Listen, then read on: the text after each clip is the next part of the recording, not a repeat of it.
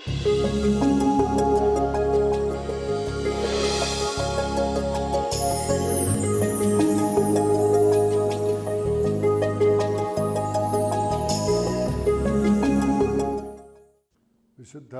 ലൂക്കോസ് എഴുതിയ സുവിശേഷം 5-ാം അധ്യായം 12 മുതൽ 16 വരെയുള്ള തിരുവചനങ്ങൾ. പിന്നീട് ഒരിക്കൽ യേശു ഒരു പട്ടണത്തിലായിരിക്കുമ്പോൾ ഒരു കുഷ്ഠരോഗി വന്ന് അവനെ കണ്ട് സാഷ്ടാംഗം വീണ് പ്രാർത്ഥിച്ചു. കർത്താവേ, അങ്ങേക്ക് മനസ്സുണ്ടെങ്കിൽ എന്നെ ശുദ്ധനാക്കുവാൻ കഴിയും. യേശു കൈനീട്ടി അവനെ തൊട്ടുകൊണ്ട് പറഞ്ഞു, എനിക്ക് മനസ്സുണ്ട്, നിനക്ക് ശുദ്ധിയുണ്ടാകട്ടെ.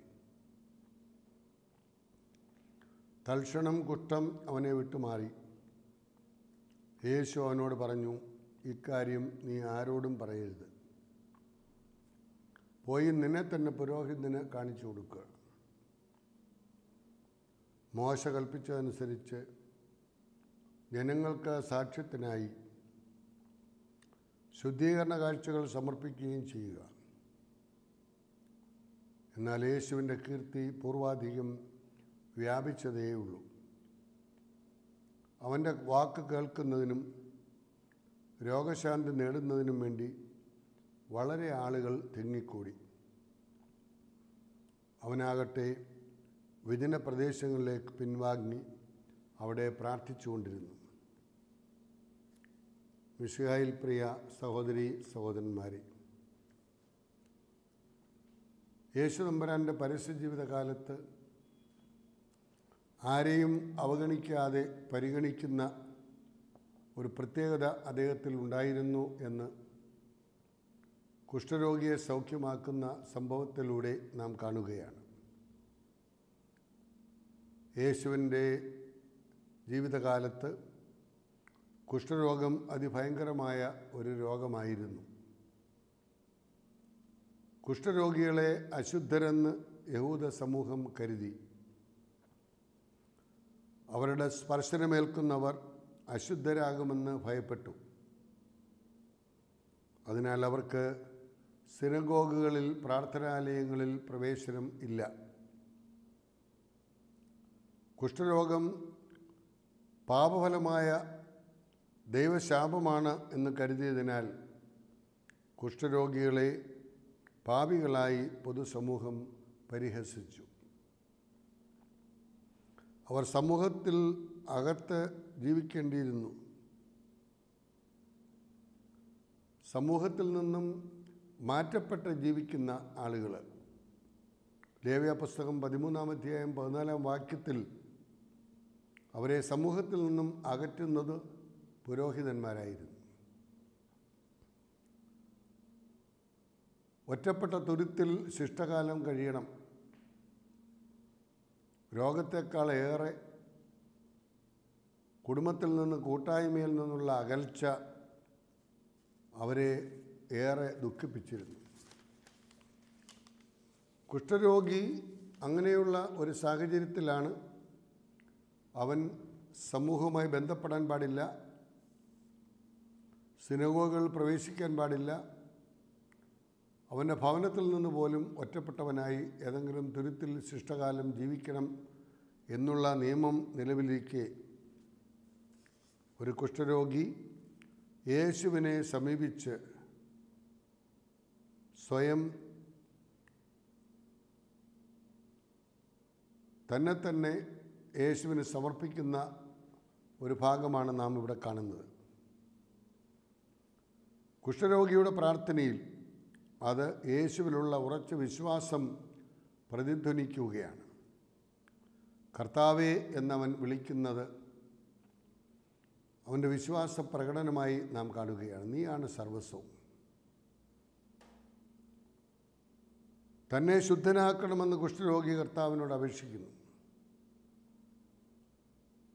കുഷ്ഠരോഗികളെ സംബന്ധിച്ചിടത്തോളം ലേവ്യ പുസ്തകം 13-ാം അധ്യായത്തിൽ നാം വായിക്കുന്നത് പോലെ നഗരത്തിന് വെളിയിൽ, പാളയത്തിന് പുറത്ത് അവർ പാർക്കണം. നഗരത്തിൽ പ്രവേശിക്കാൻ പാടില്ല, അവരുടെ സമൂഹത്തിൽ കടന്നു വരാൻ പാടില്ല. അവർ ഒറ്റപ്പെട്ട തുരുത്തുകളിൽ ജീവിക്കണം. അവർ കീറിയ വസ്ത്രമായിരിക്കണം ധരിക്കേണ്ടത്. നല്ല വസ്ത്രം ധരിക്കാനുള്ള അവകാശമില്ല. അവരുടെ മുടി ചീകാൻ പാടില്ല. മേൽചുണ്ട് തുണി കൊണ്ട് മറയ്ക്കണം. വഴിയാത്രയിൽ അശുദ്ധൻ അശുദ്ധൻ എന്ന് ഉച്ചത്തിൽ പറഞ്ഞുകൊണ്ട് വേണം അവർ നടക്കുവാൻ. എന്നാൽ ഇതിൽ നിന്നും വ്യത്യസ്തമായി കുഷ്ഠരോഗി വന്ന് യേശുവിനെ കണ്ട് കമിഴ്ന്ന് വീണ് പ്രാർത്ഥിക്കുന്നു. അശുദ്ധനെന്ന് വിളിച്ചുകൊണ്ട് തന്നിൽ നിന്നും അകറ്റി നിർത്തേണ്ടവനായല്ല, അടുത്ത് ചെന്ന് കണ്ട് അപേക്ഷിച്ചാൽ ശുദ്ധി നൽകുന്ന കർത്താവാണ് അവൻ യേശുവിനെ കാണുന്നത്. കുഷ്ഠരോഗി 3 കാര്യങ്ങളാണ് ചെയ്യുന്നത്. ഒന്ന്, യേശുവിൻ്റെ അടുത്തേക്ക് വരുന്നു.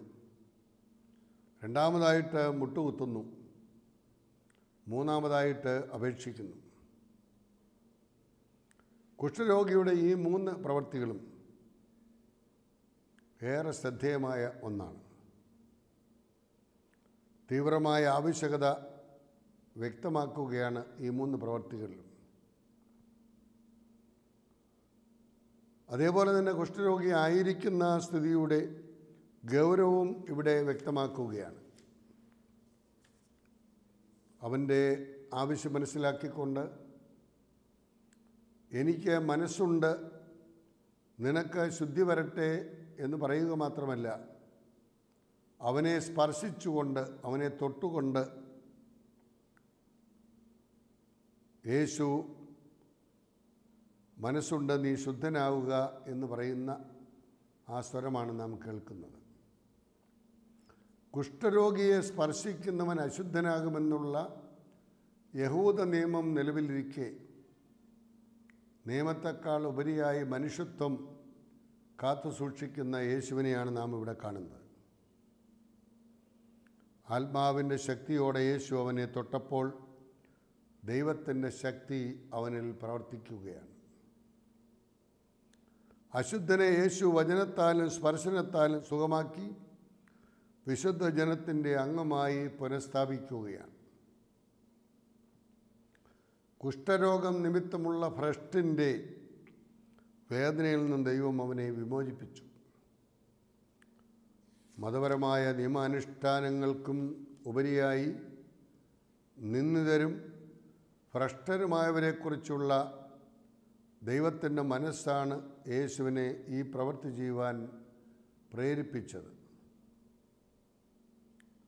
കുഷ്ഠരോഗിയെ തൊട്ടതിലൂടെ യേശുവിൻ്റെ കാരുണ്യവും അധികാരവും വാത്സല്യവും വേഗത്തിൽ ഉത്തരം നൽകുന്ന സ്വഭാവവും വ്യക്തമാക്കുകയാണ്. യഹൂദ ആചാരമനുസരിച്ച് കുഷ്ഠരോഗി കടന്നു വരുമ്പോൾ കുഷ്ഠരോഗിയെ സ്പർശിക്കുകയോ മറ്റേതെങ്കിലും വിധത്തിൽ അശുദ്ധരാക്കപ്പെടുകയോ ശവത്തെ സ്പർശിക്കുകയോ ഒക്കെ ചെയ്യുന്നവർ അശുദ്ധരാകും എന്നാണ് യഹൂദ നിയമം. ഈ നിയമം ലംഘിച്ചുകൊണ്ടാണ് യേശു കുഷ്ഠരോഗിയെ സ്പർശിക്കുന്നത്. മനുഷ്യവാസമുള്ള സ്ഥലത്ത് കടന്നാണ് യേശുവിനോട് യാചിച്ചതിനാൽ തന്നെ കുഷ്ഠരോഗി പാലിക്കേണ്ട യഹൂദ നിയമം അവൻ ലംഘിച്ചു. എന്നാൽ എനിക്ക് മനസ്സുണ്ട് യേശു അവനോട് പറയുകയാണ്.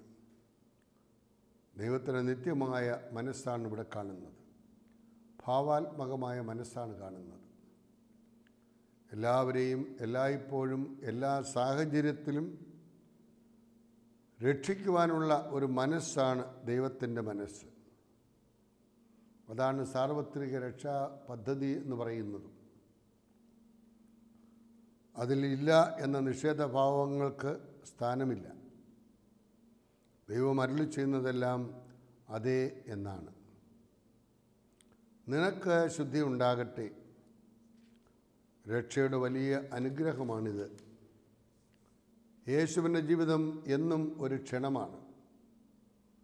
നന്മയിലേക്കും വിശുദ്ധിയിലേക്കും പൂർണ്ണതയിലേക്കുമുള്ള ക്ഷണം. ആ ക്ഷണമാണ് കുഷ്ഠരോഗിയെ ശുദ്ധനാക്കുന്നത്. തൽക്ഷണം കുഷ്ഠം മാറി, അവന് ശുദ്ധി വന്നു. യേശുവിൻ്റെ രോഗശാന്തി ശുശ്രൂഷ ഭിഷഗ്വരന്മാരുടേതുപോലെയല്ല, ഡോക്ടേഴ്സിൻ്റേതുപോലെയല്ല. അതിന് സമയവും വിവിധ ഘട്ടങ്ങളിലൂടെയുള്ള കടന്നുപോക്കലും ആവശ്യമാണ്. എന്നാൽ ഇവിടെ അതൊന്നും ആവശ്യമായി വരുന്നില്ല. രോഗിയിലാണ് യേശു പ്രവർത്തിക്കുന്നത്, രോഗത്തിലല്ല. കുഷ്ഠരോഗിക്ക് സൗഖ്യം നൽകുന്നത് പ്രവാചകൻ്റെ പ്രവൃത്തിയാണ്. കുഷ്ഠരോഗിയായിരുന്ന നാമാനാണ് അനുഗ്രഹം ഏലീശയിൽ നിന്നും പ്രാപിക്കുന്നത്. പ്രവാചകനായ ഏലീശ നാമാന് സൗഖ്യം നൽകുന്നതായി നാം കാണുന്നുണ്ടല്ലോ.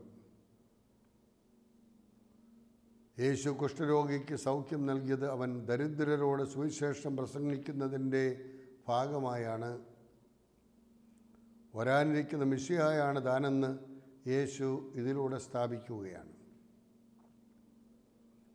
യേശുവിൻ്റെ കാലത്ത് യഹൂദ സമുദായത്തിൽ കുഷ്ഠരോഗ സൗഖ്യം ഉൾപ്പെടുത്തിയിരിക്കുന്നത് പുരോഹിതനാണ്. യേശു കുഷ്ഠരോഗിയുടെ രോഗസൗഖ്യം സാക്ഷ്യപ്പെടുത്തുക മാത്രമല്ല ചെയ്തത്, പ്രത്യുത സൗഖ്യം തന്നെ നൽകുകയാണ്. യഥാർത്ഥ പുരോഹിതനായ യേശു തൻ്റെ ശുശ്രൂഷ തുടരുന്നു. കുഷ്ഠരോഗിക്ക് സൗഖ്യം നൽകിയതിലൂടെ അവന് സാമൂഹികമായും മതപരമായും സ്വാതന്ത്ര്യം വീണ്ടെടുത്ത് നൽകുകയാണ്. അതുകൊണ്ടാണ് മോശ അനുശാസിക്കുന്ന നടപടികൾ ലേവ്യ പുസ്തകം 14-ാം അധ്യായം 2 മുതൽ 33 വരെയുള്ള വാക്യങ്ങൾ നടത്താൻ യേശു അവനോട് ആവശ്യപ്പെടുന്നത്. നീ പോയി നിന്നെ തന്നെ പുരോഹിതന് കാണിച്ചു കൊടുക്കുക. പുരോഹിതനാണ് നിന്നെ പുറത്താക്കുന്നതും അകത്തേക്ക് ക്ഷണിക്കുന്നതും. രോഗസൗഖ്യം ലഭിച്ചവന് യേശു 2 നിർദ്ദേശങ്ങൾ നൽകുകയാണ്. ഒന്ന്, ഈ കാര്യം നീ ആരോടും പറയരുത്. എന്തുകൊണ്ടാണ് യേശു അങ്ങനെ പറയുന്നത്? അഡ്വർടൈസ്മെൻ്റ് ആവശ്യമില്ല എന്നതുകൊണ്ടാണോ? യേശുവിൻ്റെ സൗഖ്യദായകമായ ശുശ്രൂഷ ആന്തരികാർത്ഥം മനസ്സിലാക്കാതെ ബാഹ്യമായ ശാരീരിക സൗഖ്യം നൽകുന്നതായി മാത്രം യേശുവിനെ തെറ്റിദ്ധരിച്ച് ആളുകൾ രോഗസൗഖ്യത്തിന് ഓടിക്കൂടുന്നതിൽ നിന്ന് ഒഴിവാക്കുക എന്നുള്ള ഒരു ലക്ഷ്യം അതിൻ്റെ പിന്നിലുണ്ട്. രോഗസൗഖ്യത്തിൻ്റെ ഒരു വശം കൂടെ അമിത പ്രാധാന്യത്തോടെ കാണരുതെന്ന് യേശു ആഗ്രഹിക്കുന്നു. യേശു കേവലം ഒരു അത്ഭുത പ്രവർത്തകൻ മാത്രമല്ല, മിശിഹായുടെ പ്രവൃത്തികളാണ് അവിടുന്ന് ചെയ്യുന്നത്. ദൈവരാജ്യത്തിൻ്റെ പ്രവൃത്തികൾ അങ്ങനെ സ്വീകരിക്കുവാൻ സഭയ്ക്ക് ലഭിച്ചവനും സാക്ഷികളായ ജനവും തയ്യാറാകണം. നന്മകൾ ചെയ്യുകയും ജനമധ്യത്തിൽ നിന്ന് ബോധപൂർവം അകന്നു നിൽക്കുകയും ചെയ്യുന്ന ഈശോയുടെ പ്രവർത്തനങ്ങളുടെ ഒരു രഹസ്യ ശൈലിയാണ് ഇവിടെ നാം കാണുന്നത്. യഹൂദ നിയമത്തിലെ ചില ആചാര അനുഷ്ഠാനങ്ങളും മതനേതാക്കന്മാരുടെ കാപട്യവും ഈശോ വിമർശിക്കുന്നു. എന്നാൽ യഹൂദമതത്തിൻ്റെ അന്തസത്തയെ ഈശോ അംഗീകരിക്കുന്നു. രോഗശാന്തി നൽകിയതിൻ്റെ ഫലമായി യേശുവിൻ്റെ പ്രശസ്തി പൂർവാധികം വർദ്ധിച്ചു.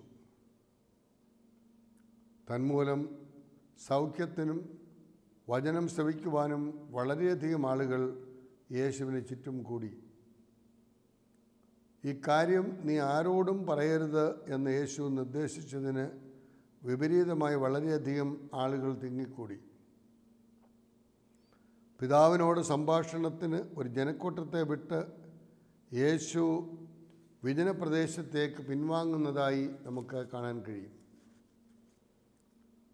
ജനക്കൂട്ടത്തിൻ്റെ ആവേശലഹരിയിൽ തൻ്റെ ലക്ഷ്യം മറക്കാതെ പിതാവിനോട് ഗാഢബന്ധത്തിൽ യേശു സമയം നീക്കിവെക്കുന്നു. പലപ്പോഴും കർമ്മനിരതനും എപ്പോഴും പ്രാർത്ഥനാനിരതനുമായ യേശു അവിടുത്തെ ശൈലിയാണ് ലൂക്കോസ് ഇവിടെ അവതരിപ്പിക്കുന്നത്. രണ്ടാമതായിട്ട് അവിടുന്ന് പറഞ്ഞു, നീ പോയി നിന്നെ തന്നെ പുരോഹിതന് കാണിച്ചു കൊടുക്കുക. ആരോടും പറയരുത് എന്ന് പറയുന്ന യേശു തമ്പുരാൻ നീ പോയി നിന്നെ തന്നെ പുരോഹിതന് കാണിച്ചു കൊടുക്കുക എന്ന് പറയുമ്പോൾ അത് പുരോഹിതൻ അറിയില്ലേ? നിശ്ചയമായും അറിയും. കാരണം ഒരുവനെ സമൂഹത്തിൽ നിലനിർത്തുവാനോ സമൂഹത്തിൽ നിന്ന് പുറത്താക്കാനോ യഹൂദ നിയമം അനുസരിച്ച് യഹൂദ പുരോഹിതന്മാർക്കാണ് അതിന് അവകാശം കൊടുത്തിരിക്കുന്നത്. അവർക്ക് മാത്രമേ അവനെ സമൂഹത്തിൽ പുനരധിവസിപ്പിക്കുവാൻ സാധിക്കുകയുള്ളൂ. അതുകൊണ്ടാണ് നീ പോയി നിന്നെ തന്നെ പുരോഹിതന് കാണിച്ചു കൊടുക്കുക എന്ന് യേശു അവനോട് കൽപ്പിക്കുന്നത്. അവനെ സമൂഹത്തിലേക്ക് അനുരഞ്ജനപ്പെടുത്തിക്കൊണ്ട് ഐക്യപ്പെടുത്തുവാൻ പുരോഹിതൻ പരിശ്രമിക്കുന്നു. അങ്ങനെ അവൻ്റെ അകൽച്ചയും തളർച്ചയുമൊക്കെ മാറ്റിയെടുത്തുകൊണ്ട് സമൂഹവുമായി ഐക്യപ്പെട്ട്, കുടുംബവുമായി ഐക്യപ്പെട്ട്, പ്രാർത്ഥനാലയവുമായി ഐക്യപ്പെട്ട് ജീവിക്കുവാനുള്ള വലിയ അനുഗ്രഹമാണ് ദൈവം നൽകിയിരിക്കുന്നത്. രണ്ട് കാര്യങ്ങൾ പ്രിയ സഹോദരങ്ങളെ നാം ഇവിടെ ശ്രദ്ധിക്കേണ്ടതായിട്ടുണ്ട്. ഒന്ന്, യേശുവിനെ സമീപിക്കുന്ന കുഷ്ഠരോഗി സമൂഹത്തിൽ നിന്ന് പുറത്താക്കിയവൻ യേശുവിനെക്കുറിച്ചുള്ള കേട്ടറിവ് മാത്രമേ അവനുള്ളൂ. അവൻ ആ വഴി യേശു കടന്നു വരുന്നുവെന്ന് മനസ്സിലാക്കിക്കൊണ്ട് പട്ടണത്തിൽ പ്രവേശിക്കുന്നു. എന്നിട്ട് മുട്ടുകുത്തുന്നു, അവിടുത്തെ ആരാധിക്കുന്നു.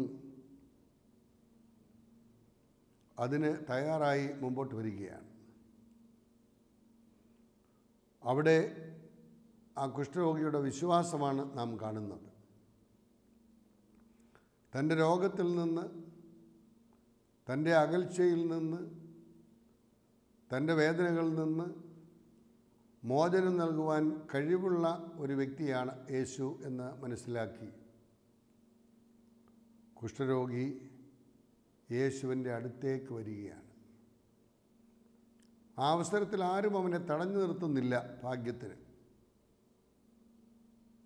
അവൻ യേശുവിൻ്റെ അടുത്തേക്ക് വരുമ്പോൾ, നിനക്ക് മനസ്സുണ്ടെങ്കിൽ എന്നെ ശുദ്ധനാക്കാൻ കഴിയുമെന്ന് പറയുമ്പോൾ, മനസ്സുണ്ട് എന്ന് പറയുക മാത്രമല്ല, അവനെ തൊട്ടുകൊണ്ട് സ്പർശിച്ചുകൊണ്ട് അവന് വേണ്ടി പ്രാർത്ഥിച്ചുകൊണ്ട് അവനെ അനുഗ്രഹിച്ചുകൊണ്ട് തൻ്റെ സൗഖ്യദായകമായ അനുഭവം എല്ലാ മനുഷ്യർക്കും സംരഭ്യമാക്കി കൊടുക്കുവാനാണ് താൻ വന്നിരിക്കുന്നതെന്ന ബോധ്യത്തോടുകൂടി പ്രവർത്തിക്കുന്ന യേശുവിൻ്റെ പ്രവർത്തനം ഏറെ ശ്ലാഘനീയമാണ്.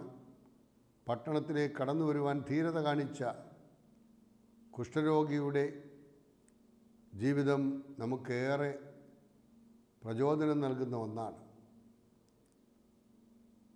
നിൻ്റെ പാപങ്ങൾ എത്ര വലുതാണെങ്കിലും അവയെ പരിഹരിക്കുവാൻ തക്കതുപോലെ നിറവുള്ളവനായ തമ്പുരാൻ നിൻ്റെ കുറവുകളെ പരിഹരിച്ച് നിനക്ക് നിത്യസൗഭാഗ്യം നൽകുവാൻ തയ്യാറായിട്ടാണ് വന്നിരിക്കുന്നത്.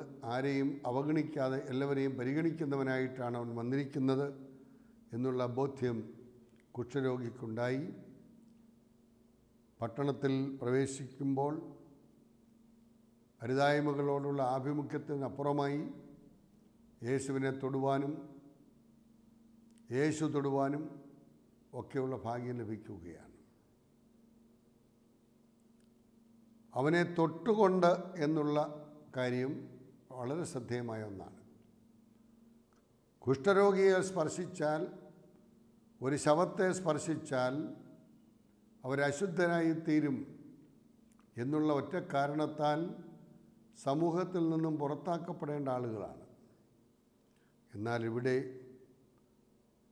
തൊട്ടുകൂടാത്തവർ, തീണ്ടിക്കൂടാത്തവർ, ദൃഷ്ടിയിൽപ്പെട്ടാലും ദോഷമുള്ളോർ എന്ന് നാം കേട്ടിട്ടുള്ളതുപോലെ തൊട്ടുകൂടാത്തവരെ തൊഴുതും സ്നേഹത്തിന് അർഹതയില്ലാത്തവരെ സ്നേഹിച്ചും മാപ്പിന് അർഹതയില്ലാത്തവർക്ക് മാപ്പ് കൊടുക്കുന്നതുമായ യേശുവിൻ്റെ പ്രവർത്തനങ്ങൾ ക്രൈസ്തവികതയുടെ അന്തസത്ത നമ്മെ ഓർമ്മിപ്പിക്കുകയാണ്. പ്രിയ സഹോദരങ്ങളെ, സമൂഹത്തിൽ വെറുക്കത്തക്കതായ ഒരു രോഗവും ഇല്ല. രോഗിയെ സ്നേഹിക്കുന്ന തമ്പുരാൻ രോഗത്തെ വെറുക്കുന്നവനാണ്, പക്ഷേ രോഗിയെ സ്നേഹിക്കുന്നവനാണ്. ആ സ്നേഹം എത്ര അളവിന് അപ്പുറമായിട്ടുള്ളതാണ് എന്ന് നാം മനസ്സിലാക്കുകയാണ്. അതിരുകളില്ലാത്ത, അതിർത്തികളില്ലാത്ത ദൈവത്തിൻ്റെ സ്നേഹം അവിടുന്ന് സംലഭ്യമാക്കി കൊടുക്കുകയാണ്. ധീരതയോടെ, ആവശ്യക്കാരൻ ഔചിത്യമില്ല എന്ന് പറയുന്നത് പോലെ സമൂഹത്തിൽ ഒതുക്കപ്പെട്ടവൻ തൻ്റെ രോഗത്തേക്കാൾ ഉപരിയായി സമൂഹത്തിൽ നിന്നും അകറ്റപ്പെട്ടിരിക്കുന്നു എന്നുള്ള ആ വേദന കൂടുതൽ അനുഭവിക്കുന്നവൻ അതിന് പരിഹാരം കണ്ടെത്തുവാൻ കണ്ണുനീരോടെ ആത്മാർത്ഥതയോടെ പ്രാർത്ഥിച്ച് ദൈവത്തോട് അപേക്ഷിച്ചപ്പോൾ അതിൻ്റെ ഫലം ലഭിക്കുകയാണ്. അവനെ തൊട്ട് സൗഖ്യപ്പെടുത്തി അവൻ്റെ കുടുംബവുമായും ദേവാലയവുമായും സമൂഹവുമായും ബന്ധപ്പെട്ട് പ്രവർത്തിക്കുവാൻ, ഭാവിയിൽ സമൂഹത്തിൻ്റെ ഒരു വാഗ്ദാനമായി മാറുവാൻ, അനേകർക്ക് പ്രത്യാശ പകർന്നു കൊടുക്കുവാൻ ഒരു വ്യക്തിയെ ദൈവം തിരഞ്ഞെടുത്ത് ആശീർവദിച്ചയക്കുകയാണ്.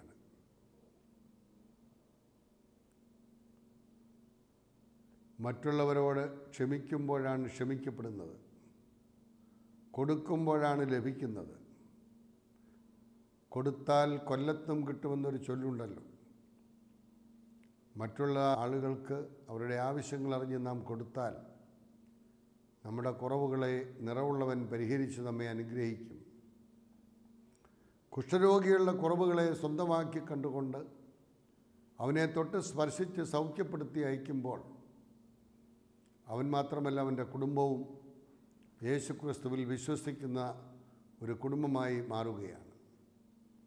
ഇതുപോലെയുള്ള അത്ഭുത പ്രവർത്തനങ്ങൾ ഈ വലിയ നോയമ്പിൻ്റെ കാലഘട്ടത്തിൽ അനുഭവിച്ചുകൊണ്ട് പാപവും പാപത്തിൻ്റെ പരിണിതഫലങ്ങളും മാത്രമാണ് ദൈവം വെറുക്കുന്നതെന്നും പാപിയെ സ്നേഹിക്കുന്നുവെന്നും ഉള്ള സത്യം മനസ്സിലാക്കിക്കൊണ്ട് നമ്മുടെ കുറവുകൾ എത്ര വലുതാണെങ്കിലും നിറവുള്ളവൻ്റെ സന്നിധിയിൽ യഥാർത്ഥ അനുതാപത്തോടു കൂടി നാം സമർപ്പിക്കുമ്പോൾ ഇത് എൻ്റെ ശരീരമാണ്, ഇതെൻ്റെ രക്തമാണ് എന്നരുളി ചെയ്തവൻ തൻ്റെ ശരീര രക്തങ്ങളാക്കി അതിനെ മാറ്റിക്കൊണ്ട് എന്നെ ഭക്ഷിക്കുന്നവൻ അവൻ എന്നിലും ഞാൻ അവനിലും വസിക്കുമെന്നരുളി ചെയ്തവൻ നിത്യമായി നമ്മിലൊന്ന് വസിക്കുവാൻ ദൈവത്തിൻ്റെ സാന്നിധ്യം മറ്റുള്ളവർക്ക് ഈ പ്രപഞ്ചത്തിൽ സംലഭ്യമാക്കി കൊടുത്തുകൊണ്ട് ദൈവത്തെ മഹത്വപ്പെടുത്തുവാൻ ഇടയാക്കണമേ എന്ന് നമുക്ക് പ്രത്യേകമായി പ്രാർത്ഥിക്കാം.